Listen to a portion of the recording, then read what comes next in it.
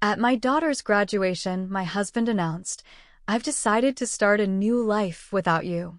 His girlfriend was sitting with our friends. Everyone went silent. I smiled and said, "Congratulations on your honesty." Before leaving, I handed him an envelope. When he opened it, he started yelling, "I've decided to start a new life without you." The words hung in the air of the elegant restaurant where we had gathered to celebrate my daughter's university graduation. Luis, my husband of 27 years, was still standing with his champagne glass raised. His announcement displaced the toast he was supposed to make in honor of Paula's achievements. The clinking of cutlery stopped. Conversations halted mid-sentence. 50 pairs of eyes moved between Luis and me, waiting for my reaction. The tears, the screams, the dramatic exit everyone anticipated. Instead, I smiled. "Congratulations on your honesty. My name is Anna. I'm 53 years old, and until this moment, I had perfectly played the role of devoted wife and mother.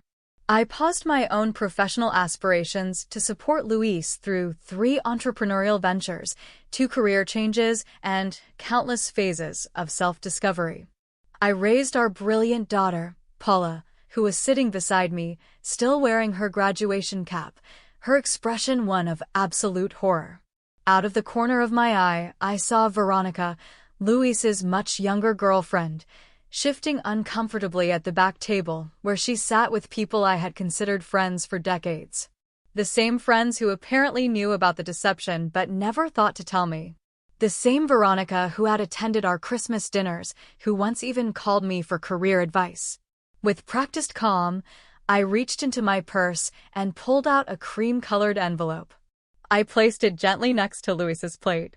"What's this?" he asked, his triumphant expression beginning to crumble. "Something for you to read later," I replied, keeping my voice steady. I turned to Paula, whose face had gone pale. I kissed her cheek. "I'm so proud of you, darling. This day is still about your achievement." Then I stood up, smoothed my dress, and addressed our astonished guests. "Please enjoy your meal. I wish you an excellent afternoon." And with that, I walked out of the restaurant with my head held high, feeling those 50 pairs of eyes following me. The heavy door closed behind me, cutting off the beginnings of anxious murmurs. Outside, the heat of the civilian summer hit me like a wall, but I welcomed it. For the first time in years, I could breathe freely. Behind me, I heard the restaurant door open and then slam shut. Luis's voice, no longer confident but sharp and desperate, reached me. "Anna, what does this mean? What have you done?" I kept walking, allowing myself a small smile. The envelope I had given him contained the beginning of my revenge, one that I had been meticulously planning for months. I had always been the practical one in our relationship. While Luis dreamed big and took risks, I maintained the stability our family needed. I was the one who saved for Paula's education when Luis recklessly invested in a friend's restaurant. I was the one who worked overtime as a financial manager at a medium-sized company when his midlife crisis led him to abandon his stable job to pursue his passion for selling handcrafted furniture. A passion that lasted approximately 6 months before he got bored.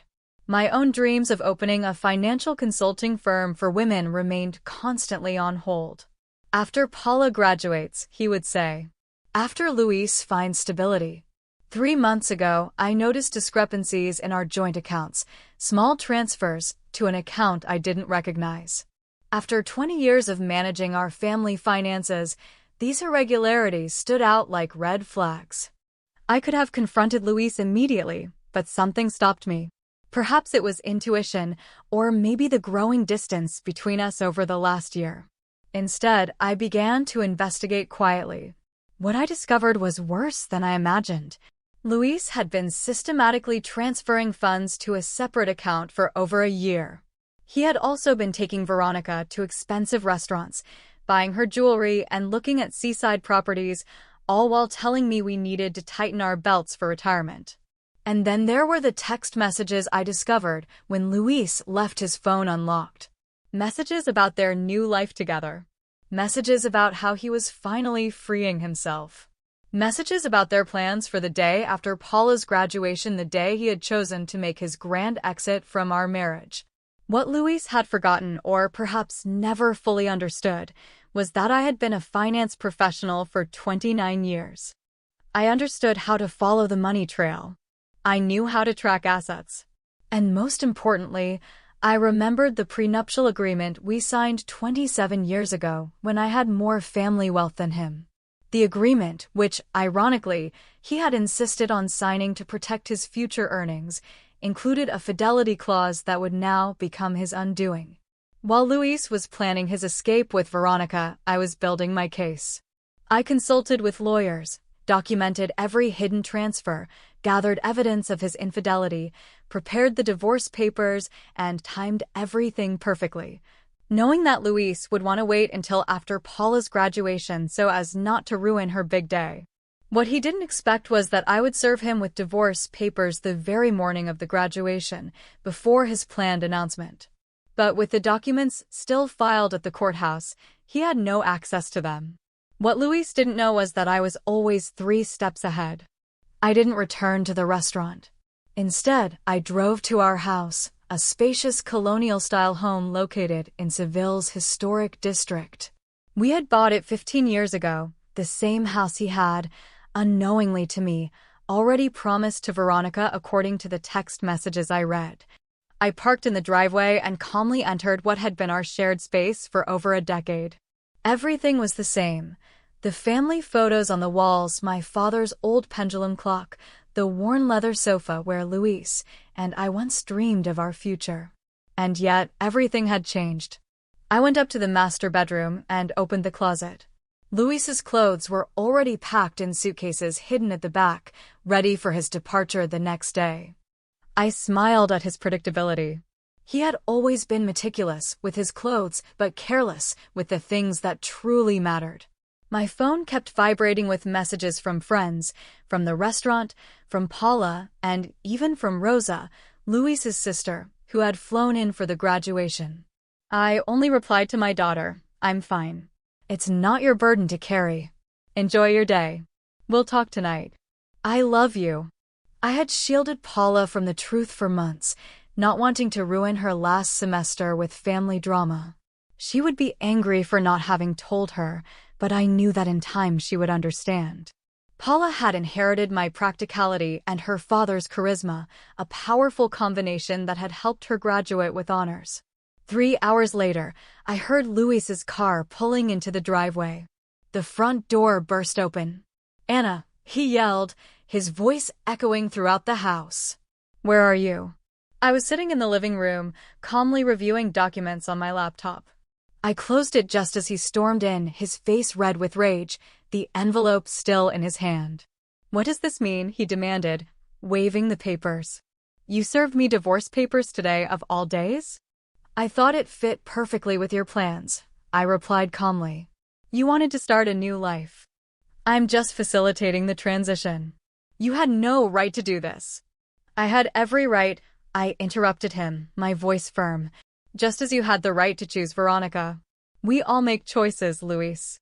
"The prenuptial agreement expired years ago," he said, his tone suddenly arrogant.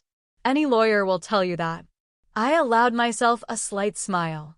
"Actually, no. Section 2 clearly states that the fidelity clause remains in effect for the entire duration of the marriage. Your lawyer should have explained that to you." "Oh, right, you didn't consult one, did you?" The color drained from his face as realization dawned. The prenuptial agreement he had so insisted on signing to protect his supposed assets was now going to cost him everything: the house, the vacation property in Valencia, his share of our retirement accounts. His grand gesture at the restaurant had just become the most expensive announcement of his life. "You can't do this to me," he said, sinking onto the sofa. "We built this life together. And you decided to end it," I replied, "although not in the way you had planned." Luis's phone vibrated incessantly in his pocket. He glanced at it and then ignored it. Veronica, no doubt wondering where he was and why he wasn't following his carefully orchestrated plan. "You've always been calculating, Anna, but this is cruel," he said, changing his strategy. doesn't our history mean anything? 28 years together. I looked at this man, the man I had loved for almost 3 decades, the man who held my hand during 2 miscarriages before we had Paula. The same man who once surprised me with a weekend in Barcelona for our 10th anniversary. When had he changed? Or was he always like this, and I was too devoted to notice? Our history meant everything to me, I replied sincerely. That's why your betrayal hurt so much. His expression softened momentarily, as if giving an opening. Then maybe we can fix this. I made a mistake. People make mistakes. This wasn't a mistake, Luis. It was a calculated plan that lasted over a year. You systematically moved our money. You looked at properties with her. And you planned to announce our separation publicly to humiliate me. His face hardened again. You're exaggerating. Oh, am I? I said, picking up my phone and opening the voice recorder. I pressed play. His own voice filled the room. After the graduation, I'll tell her it's over. A public setting is better. She won't make a scene in front of everyone. Then Veronica's voice. And then Luis again, talking about the money. Ana completely trusts me. That's her weakness. All the blood drained from his face. You recorded our conversations? That's illegal. Not in Spain if one party is aware, I replied. And not when it happens in your own home. I didn't record your private moments with Veronica. I'm not cruel. I only recorded the conversations about your plans to defraud me. He stood up, visibly shaken. I need to make some calls. Of course, I said. Starting with your lawyer would be the most sensible thing to do. I'll be staying at Rosa's tonight. Rosa, he stammered. At my sister's? I nodded. She's quite angry with you, actually, I said. She was the one who saw you and Veronica together last Christmas. She didn't tell me right away. She confronted you first. You promised her it was nothing, that you would end it. When she realized you hadn't, she came to me. That was another blow Luis hadn't expected. Rosa and I had always been close, but he never imagined his own sister would take my side. Everyone is betraying me, he muttered. Ironic, isn't it? I picked up my purse and a small overnight bag I had already prepared. You have until tomorrow night to get your things out of the house. After that, I'll be changing the locks. As I headed for the door, Luis called after me, desperation in his voice. What about Paula? Have you thought about how this affects her? I stopped, rage finally breaking through my calm facade. Don't you dare use our daughter as a shield, Luis. You certainly didn't think about her when you were planning your new life by the sea with Veronica. His phone vibrated again. This time he looked at it and let out a groan. Something wrong? I asked. Veronica is already at the apartment. She's moved her things in there. I couldn't help but smile. The apartment you put in both your names? The contract you signed last month. Luis nodded, still not understanding. Maybe you should check with the agency. That application was rejected due to credit issues, and it was never completed. The agent called the house landline to verify information. I handled it personally. I walked out the door, leaving Luis to face the first of many consequences. His carefully planned new life was crumbling faster than he could process. Rosa lived in a charming bungalow across town, near the university where she taught literature. When I arrived, she greeted me with a tight hug. I just spoke with Paula, she said, pulling me inside. Are you okay? Better than I thought, I admitted, following her to the kitchen, where a bottle of wine was already open. I never thought Luis would do something like that, in public, in a restaurant full of people, she commented as she poured 2 glasses. He's lost his mind. He did it to humiliate me, I explained, accepting the glass. A public rejection, so I couldn't defend myself without looking hysterical. Rosa's face darkened. My brother has always been dramatic, but this is beyond anything I could imagine. We settled on her glassed-in porch, surrounded by plants and bookshelves overflowing with books. Rosa had never married.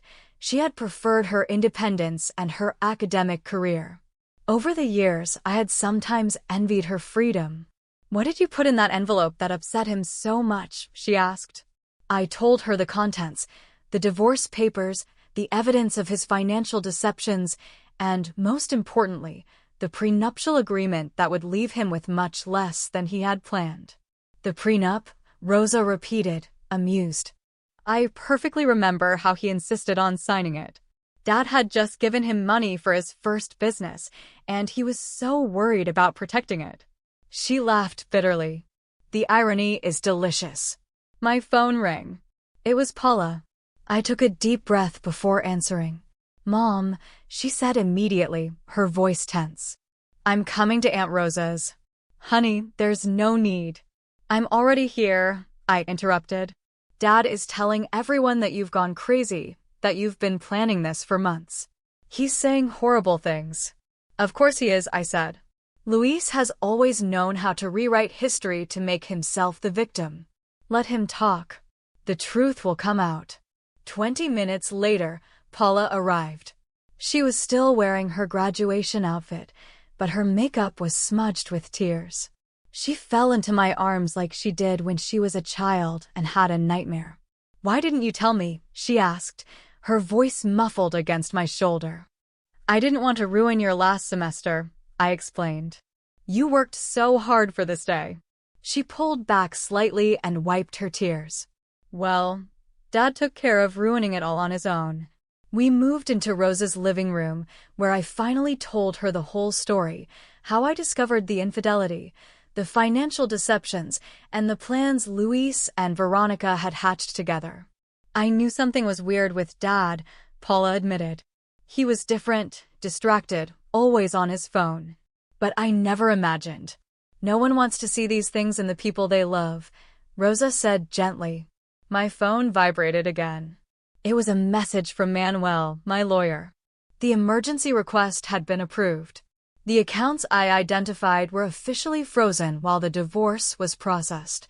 Luis now had limited access to money, just enough to cover his personal expenses, but not enough to continue with his plans to buy property with Veronica. I showed the message to Rosa and Paula. Good, Paula said firmly. He deserves it. I was comforted by my daughter's loyalty, but I wasn't naive. He's still your father, I reminded her. Your relationship with him is independent of what's happening between us. Paula shook her head. Maybe someday. But right now, I can't even look at him. This morning, he hugged me and told me how proud he was of me. He was planning to destroy our family just a few hours later. The doorbell interrupted our conversation. Rosa went to answer it and returned shortly afterward with a worried expression. It's Luis, she said. And he's not alone. I braced myself internally as Rosa led them into the living room. Veronica looked uncomfortable, shifting her weight from one foot to the other, her eyes scanning the room. She was 37, not exactly a trophy wife, but still 17 years younger than me, with shoulder-length blonde hair and the kind of confidence that comes from never having faced real hardship. Luis, on the other hand, was furious. His initial desperation had transformed into anger. Anna, you have to stop this madness, he demanded. Unfreeze the accounts. We can talk about this like reasonable adults. Paula stood up and placed herself slightly in front of me. Maybe you should have tried being reasonable before publicly announcing that you were leaving Mom. His eyes widened as if he were just noticing our daughter was there. Paula, this doesn't concern you. Doesn't concern me, she repeated incredulously. You blew up our family on my graduation day, and you're pretending it doesn't concern me? Veronica touched Luis's arm. Luis, maybe we should go. He shook her off. I'm not leaving until Anna comes to her senses. Rosa crossed her arms. My sister-in-law seems to be the only reasonable person in this scenario. You're the one who created this mess, Luis. I remained seated, watching the scene unfold. For years, I had been the mediator, the one who calmed conflicts and kept the peace. That role was exhausting, and I had finally let it go. The accounts will remain frozen until the preliminary hearing, I said calmly. It will be in 3 days. The judge will then determine how the assets should be divided. 3 days, Luis said, spitting out the words. And what am I supposed to do in the meantime? You have your personal account, I reminded him. The one you've been putting money into for a year. That should be enough. Veronica's head snapped toward him. You have a separate account? With how much money? An interesting dynamic was emerging. It was clear that Luis hadn't been entirely truthful with Veronica either. He ignored her question. This is vindictive, Anna. This isn't like you. Maybe you never really knew me, I replied. Just as I apparently didn't know you either. Paula turned to Veronica. Did you know he was going to announce it like this, at my graduation celebration? Veronica had at least the decency to look down. I thought he was going to talk to your mother in private. Today's announcement was unexpected. She shot Luis a betrayed look. Cracks were already showing in their united front. I think you both should leave, Rosa said firmly. Paula has had enough for today. Paula, Luis pleaded. You understand that relationships change, right? Sometimes people grow in different directions. My daughter's face hardened in a way I'd never seen before. What I understand is that you're a coward, incapable of giving Mom even the dignity of a private conversation. What I understand is that you were stealing from our family while I was working 2 jobs to pay for my books because you said there was no money. It wasn't like that, Luis stammered. It was exactly like that, Paula interrupted. Please leave, Dad. I can't look at you right now. The silence that followed was deafening. Finally, Luis turned and walked out, with Veronica trailing close behind. At the door, he stopped and looked back at me one last time. This isn't over, Anna. I'm going to fight this. I looked at him steadily, unmoved. You're free to try. After they left, Paula collapsed beside me on the sofa, tears streaming down her face. I've never spoken to Dad like that. I put my arm around her. Sometimes standing up for what's right hurts. Rosa brought fresh glasses of wine. To new beginnings, she said, raising her glass. Indeed, I thought. This ending was actually the beginning of something new. The preliminary hearing was held on a rainy Tuesday. I went with my lawyer, Manuel. Luis showed up with a young corporate lawyer with no experience in family law, another consequence of his improvisation. The judge, firm and with no patience for drama, reviewed the prenuptial agreement. This document is in order, she said. We contest it. We believe it has expired, his lawyer responded uncertainly. Section 18 indicates that it remains in effect during the marriage and throughout the legal process, she read. There is no expiration date. Luis whispered something, visibly nervous.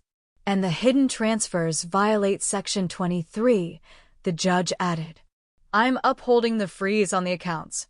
Luis would retain only his personal account. The house would remain in my custody, as stipulated. This is absurd, he muttered.